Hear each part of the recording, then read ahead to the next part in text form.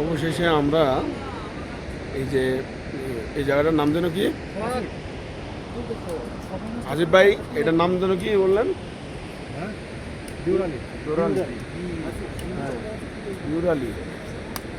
আমরা অবশেষে ডিউরালি হিমালয় পার হয়ে ডিউরালি এখন আমরা যাব এবিসি ক্যাম্পে। তো সব মিলিয়ে আমরা একটা মোটামুটি অসাধারণ একটা সময় পার করলাম, আপনাদেরকে দেখানোর চেষ্টা করতেছি। সব মিলিয়ে এখানে মাঝে মাঝেই দেখা যাচ্ছে পাহাড় 2 কিলো 3 কিলো যাওয়ার পর পরে এরকম একটা রিসোর্ট মিলে এই রিসোর্টটায় আমরা এসে চা খাইলাম। 1 কাপ চায়ের দাম 150 রুপি নেপালিয়ান। তো এখন আমরা যাব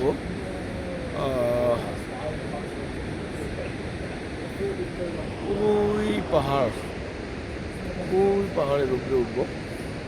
পাহাড়ের উপরে উঠে ওইখান থেকে আমরা পরে আর একটা পাহাড়ে যাব। এটার পরে আর একটা পাহাড় আছে, ওই পাহাড় শেষ করে তারপরে আমরা নিজেরা আবার ব্যাক করবো আস্তে আস্তে। সব মিলিয়ে দেখা যাচ্ছে আমাদের একটা ভালো একটা জার্নি। এবারে যে 5 দিনের উপরে হবে জার্নিটা।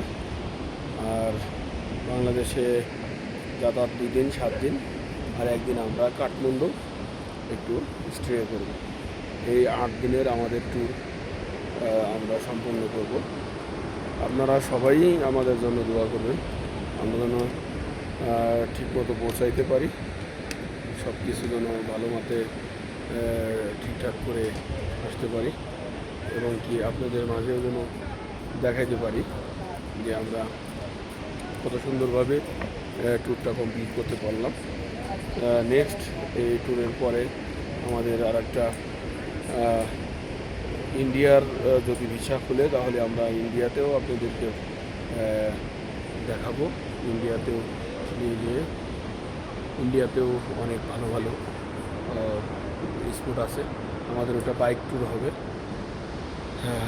তো এখানে দেখছেন কিছু কিছু জায়গা থেকে সবাই অনেকটাই আমরা এই যে আমাদের গ্রুপে আমরা সবাই একসাথে আমরা একটু সেলফি নিলাম, ছবি তুললাম।